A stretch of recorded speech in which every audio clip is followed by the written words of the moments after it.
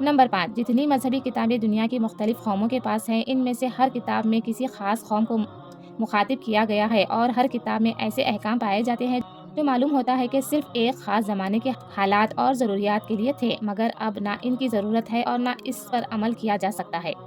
اس سے یہ بات خود بخود ظاہر ہو جاتی ہے کہ یہ سب کتابیں الگ الگ قوموں کے لیے مخصوص تھیں۔ ان میں سے کوئی کتاب بھی تمام دنیا کے لیے نہ آئی تھی۔ پھر جن قوموں کے لیے یہ کتابیں آئی تھی، ان کے لیے بھی یہ ہمیشہ ہمیشہ کے واسطے نہ تھی، بلکہ کسی خاص زمانے کے لیے تھی۔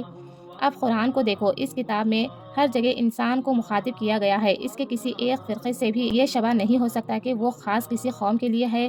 نیز اس کتاب میں جتنے احکام دیے گئے ہیں وہ سب ایسے ہیں جن پر ہر زمانے میں ہر جگہ عمل کیا جا سکتا ہے۔ یہ بات ثابت کرتی ہے کہ قرآن ساری دنیا کے لیے ہے اور ہمیشہ کے لیے ہے۔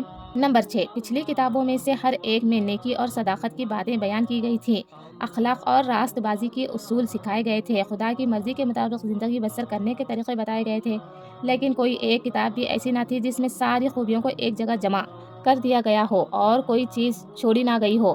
یہ بات صرف قرآن میں ہے کہ جتنی خوبیاں پچھلی کتابوں میں الگ الگ تھیں وہ سب اس میں جمع کر دی گئی ہے، اور جو خوبیاں پچھلی کتابوں سے چھوٹ گئی تھی وہ بھی اس کتاب میں آ گئی ہیں۔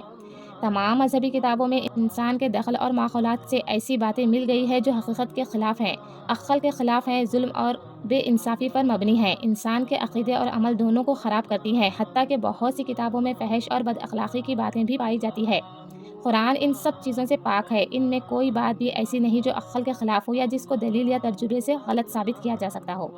اس کے کسی حکم میں بے انصافی نہیں ہے۔ اس کی کوئی بات انسان کو گمراہی میں ڈالنے والی نہیں ہے۔ اس میں فحش اور بد اخلاقی کا نام و نشان تک نہیں ہے۔ اول سے لے کر آخر تک سارا قرآن اعلیٰ درجے کی حکمت و دانائی اور عدل و انصاف کی تعلیم اور راہ راست کی ہدایت اور بہترین احکام اور قانون سے بھرا ہوا ہے۔